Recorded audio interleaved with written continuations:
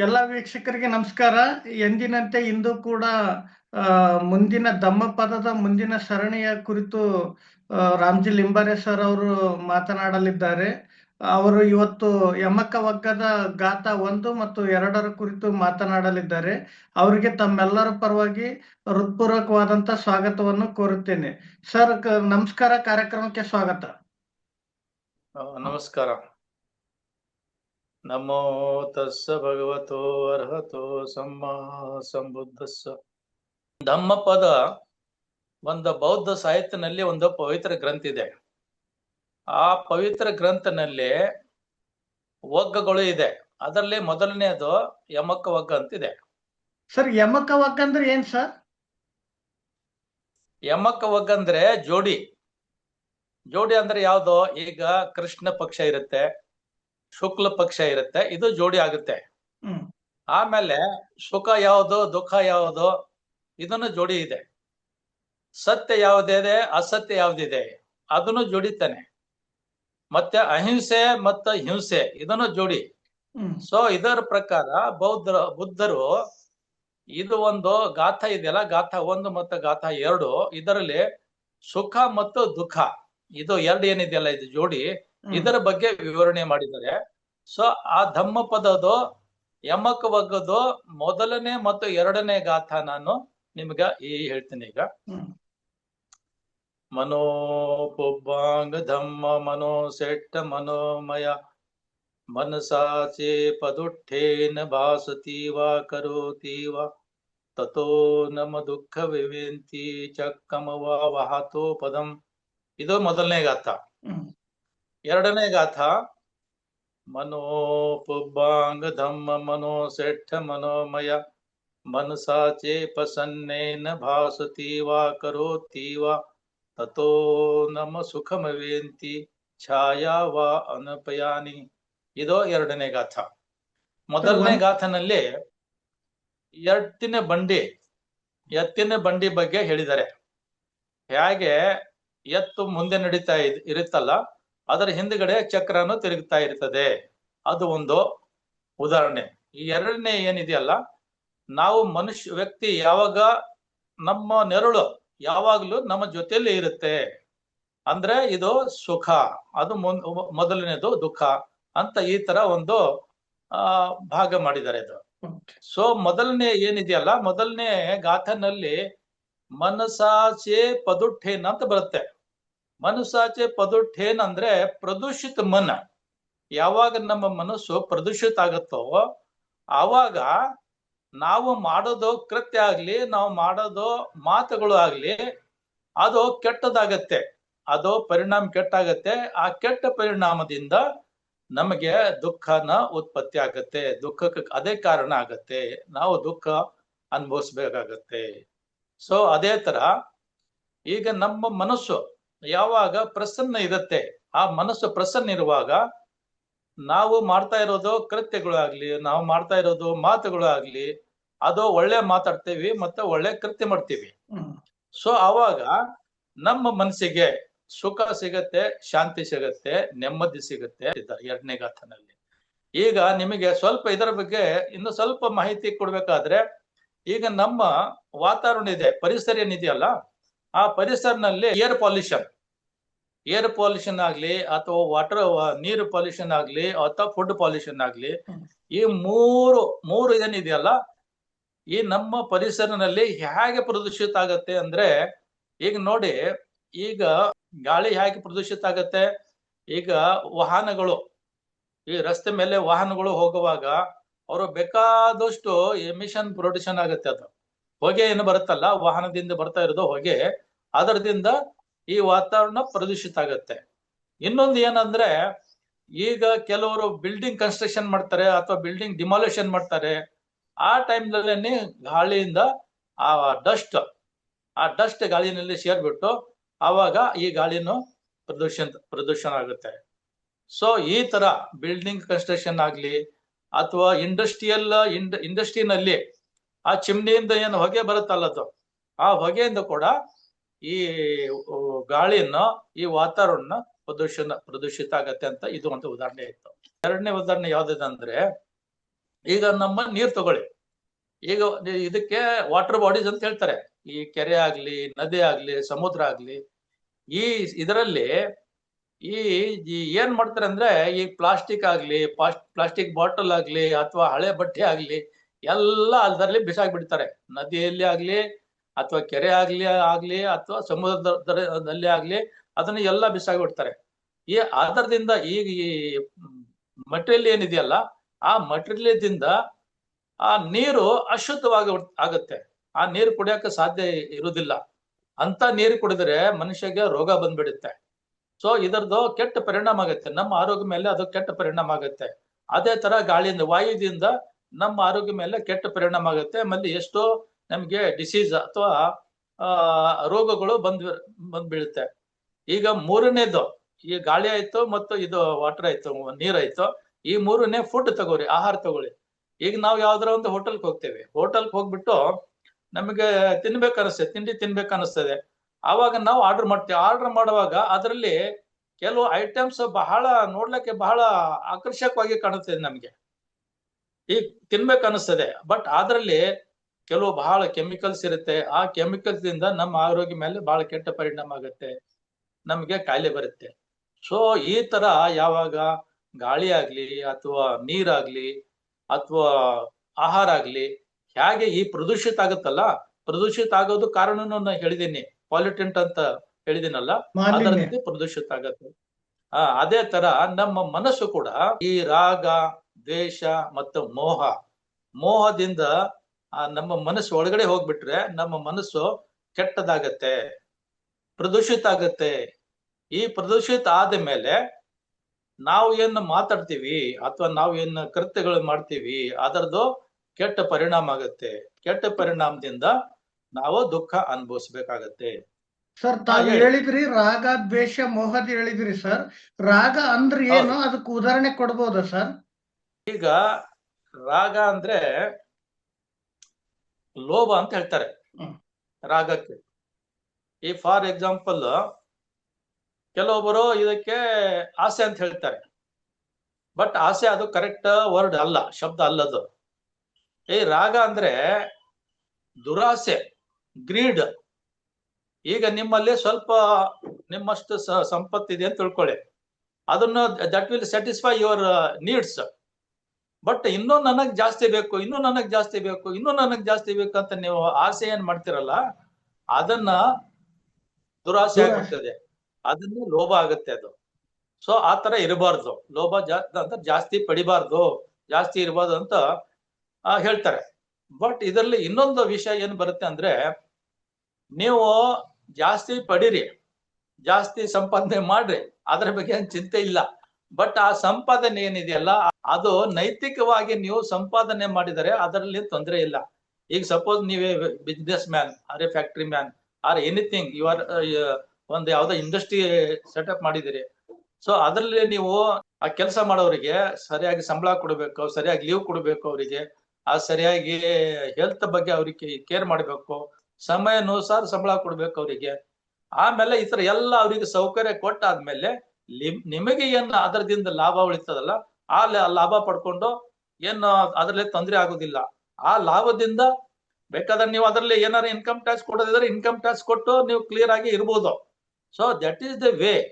ಅದು ನೈತಿಕತೆಯಿಂದ ಸಂಪಾದನೆ ಮಾಡಿದರೆ ಅದಕ್ಕೆ ಏನು ತೊಂದರೆ ಇಲ್ಲ, ನಿಮಗೆ ಯಾರು ಮುಟ್ಟುದಿಲ್ಲ, ಅದರಿಂದ ನಿಮಗೆ ತೊಂದರೆ ಏನಾಗುದಿಲ್ಲ. ಇದು ರಾಗ ಆಗ್ಲಿ ಅಥವಾ ದ್ವೇಷ ಆಗ್ಲಿ. ಈಗ ಫಾರ್ ಎಕ್ಸಾಂಪಲ್ ನಿಮಗೆ ಒಂದು ಬುದ್ಧದ ಉದಾಹರಣೆ ಕೊಡ್ತೀನಿ. ಬುದ್ಧ ಒಂದು ಸಮಯದಲ್ಲಿ ಪರ್ವತನಲ್ಲಿ ಧ್ಯಾನಸ್ಥದಲ್ಲಿ ಕೂತಿರ್ತಾರೆ. ಆವಾಗ ಅವರು ದೇವದತ್ತ ಅಂತಾರೆ, ಅವರು ಸಂಬಂಧಿಕರು ದೇವದತ್ತ, ಅವರು ಒಂದು ಸಂಘ ಮಾಡಿರ್ತಾರೆ, ಬುದ್ಧದ ಒಂದು ಸಂಘ ಮಾಡಿರ್ತಾರೆ. ಅದು ಇಬ್ಬರಿನಲ್ಲಿ ರೆವೆಲರಿ ಇರುತ್ತೆ. ಸೊ ಅದಕ್ಕೆ ಅವ್ರು ಏನ್ ಮಾಡ್ತಾರೆ, ಈ ಬುದ್ಧರಿಗೆ ಕೊಲೆ ಮಾಡ್ಬೇಕು ಅಂತ ಅವ್ರ ಮನಸ್ಸಿನಲ್ಲಿ ಬರುತ್ತೆ. ಯಾರ್ ದೇವದತ್ತ ಮನಸ್ಸಿನಲ್ಲಿ ಬರುತ್ತೆ. ಆವಾಗ ದೇವದತ್ತ ಏನ್ ಮಾಡ್ತಾನೆ, ಯಾವಾಗ ಬುದ್ಧರು ಪರ್ವತ ಮೇಲೆ ಧ್ಯಾನಸ್ಥ ಕೊಡ್ತಾರಲ್ಲ, ಅವಾಗ ಯಾರಿಗೆ ಗೊತ್ತಿಲ್ಲದೆ ಹಾಗೆ ಮೇಲ್ಗಡೆ ಹೋಗಿ ಒಂದು ಕಲ್ಲು ಬಂಡಿ ತಗೊಂಡು ಆ ಬುದ್ಧನ ತಲೆ ಮೇಲೆ ಹಾಕ್ಬೇಕಂತ ಪ್ರಯತ್ನ ಮಾಡ್ತಾನೆ. ಆದರೆ ಆಕಸ್ಮಿಕವಾಗಿ ಅದು ಬಂಡೆ ಏನಿದೆಯಲ್ಲ, ಕಲ್ಲು ಬೇರೆ ಕಡೆ ಅದನ್ನು ಹೋಗಿ ಬೇರೆ ಕಲ್ ಮೇಲೆ ಬೀಳ್ತದ.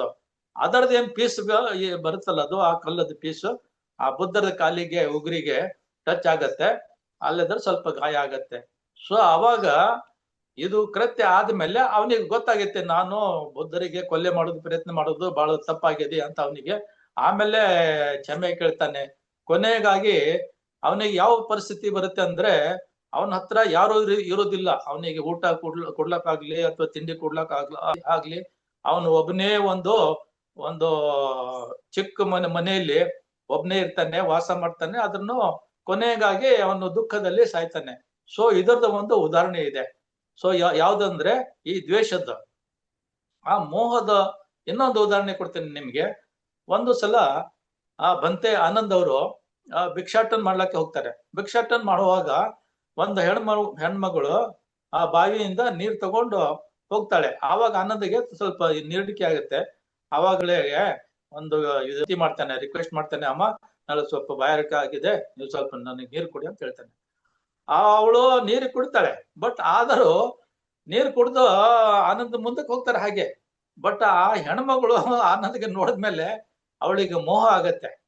ಸೊ ಈ ತರ ಒಂದು ರಾಗ, ದ್ವೇಷ, ಮೋಹ ಇದರಿಂದ ಮನುಷ್ಯಗೆ ಕೆಟ್ಟ ಪರಿಣಾಮ ಆಗತ್ತೆ. ಆಮೇಲೆ ದುಃಖದಿಂದ ಇದಾಗತ್ತೆ.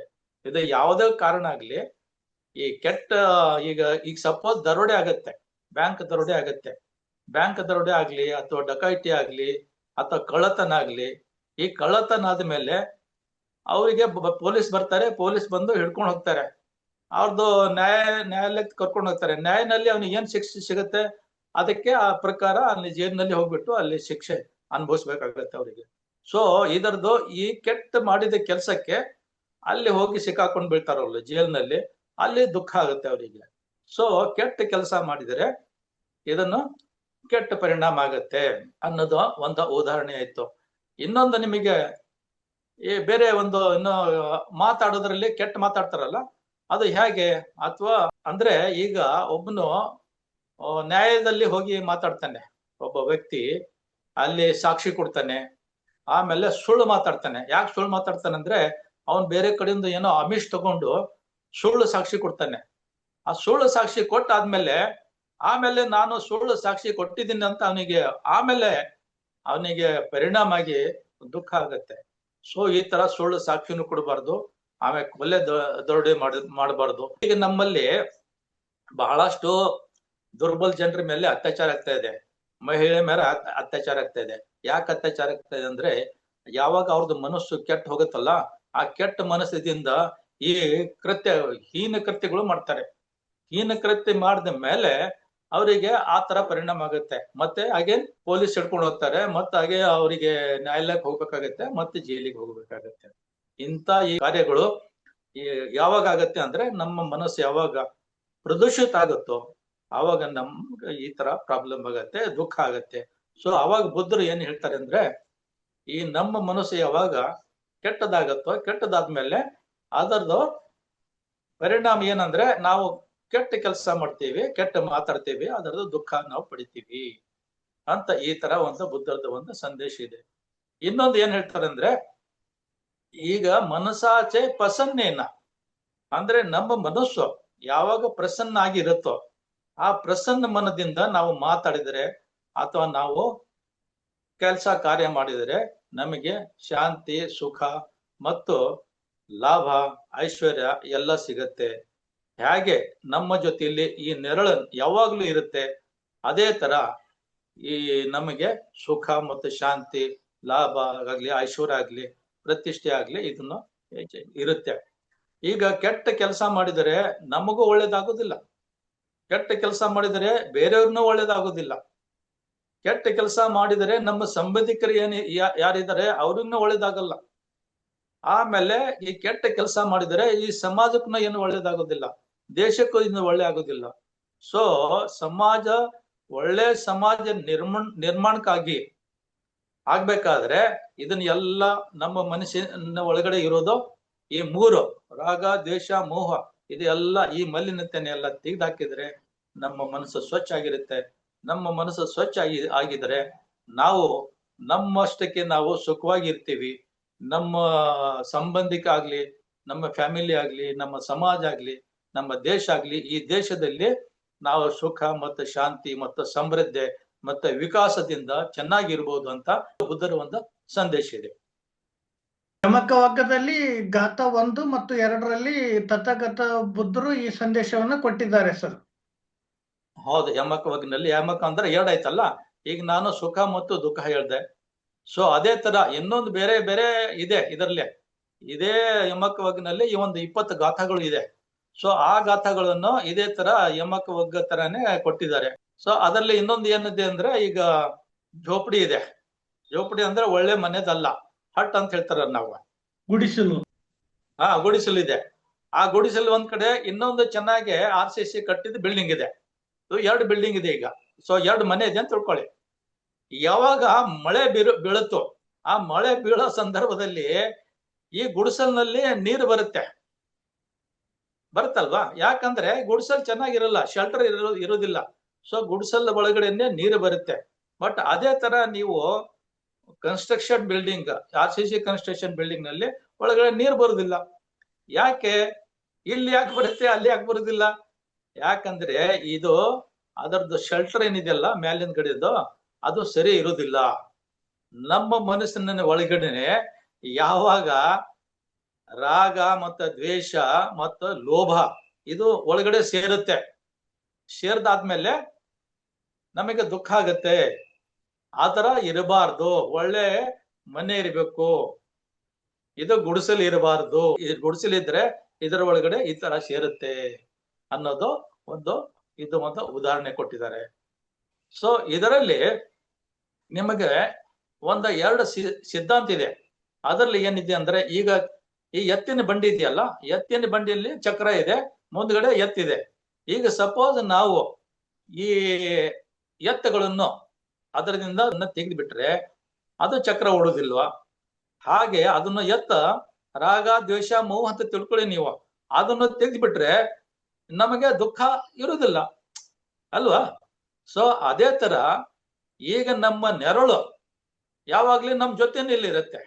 ಅದನ್ನು ವಿಘಟನೆ ಮಾಡೋಕ್ ಆಗುದಿಲ್ಲ. ಅದು ನಮ್ಮ ಜೊತೆಲಿನೇ ಇರುತ್ತೆ. ಸೊ ಸುಖ ನಮ್ಮ ಜೊತೆಲಿನೇ ಇರುತ್ತೆ. ಈ ದುಃಖ ಏನಿದೆಯಲ್ಲ, ಆ ದುಃಖ ನಾವು ತೆಗ್ದ್ಬಿಟ್ರೆ ಸುಖ ನಮ್ಮ ಜೊತೆಲಿನೇ ಇರುತ್ತೆ ಅಂತ ಭಗವಾನ್ ಬುದ್ಧರು ಈ ಧಮ್ಮಪದದ ಯಮಕ ವಗ್ಗ ಏನಿದೆಯಲ್ಲ, ಯಮಕ ವಗ್ಗ ಜೋಡಿ ವಗ್ಗನಲ್ಲಿ ಇದು 2 ಉದಾಹರಣೆ ಕೊಟ್ಟಿದ್ದಾರೆ. ಇದು ಒಂದು ಒಳ್ಳೆ ಸಂದೇಶ ಇದೆ, ಜನರಿಗೆ ಒಂದು ಸಂದೇಶ ಇದೆ. ಇನ್ನೊಂದು ಏನಂದ್ರೆ, ಅದರಲ್ಲಿ ಬುದ್ಧನ ಕಾಲದಲ್ಲಿ 2 ಘಟನೆಗಳು ಇದೆ. ಅದು ಯಾವ ಘಟನೆಗಳು ಅಂದ್ರೆ, ಒಂದು ಚಕ್ಕುಪಾಲ ಅರ್ಹಂತ, ಅವರು ಕುಡ್ರು ಇರ್ತಾರೆ. ಸೊ ಇನ್ನೊಂದು ಮಟ್ಟ ಕುಂಡಲಿ ಅಂತ ಇರ್ತಾರೆ. ಸೊ 2 ಉದಾಹರಣೆಗಳು ಬುದ್ಧರು ಆ ಕಾಲದಲ್ಲಿ ಒಂದು ಘಟನೆಗಳು ವಿವರಣೆ ಇದೆ. ಈಗ ವೀಕ್ಷಕರು ಯಾರಾದರೂ ಅದರ ಬಗ್ಗೆ ಉತ್ಸುಕತೆ ಇದ್ರೆ ಓದೋದು, ಆ ಧಮ್ಮಪದದ 2 ಗಾಥೆಗಳು ಓದಿ, ಅದರಲ್ಲಿ ಇರೋದು ಒಂದು ಘಟನೆಗಳನ್ನು ಓದಿ, ಅವಾಗ ನಿಮಗೆ ಬುದ್ಧರ ಸಂದೇಶ ಏನಿದೆ ಅಂದ್ರೆ ಪೂರ್ಣವಾಗಿ ಅರ್ಥ ಆಗತ್ತೆ ಅಂತ ನಾನು ಹೇಳ್ತೇನೆ. ಸರ್, ಇಷ್ಟೊತ್ತು ನಮ್ಮ ವೀಕ್ಷಕರಿಗೆ ಯಮಕ ವಗ್ಗದ ಗಾಥ 1 ಮತ್ತು ಗಾಥ 2ರ ರಾಗ ದ್ವೇಷ ಮೋಹದ ಕುರಿತು ಉದಾಹರಣೆ ಸಹಿತ ವಿವರಿಸಿದ್ರಿ ಸರ್.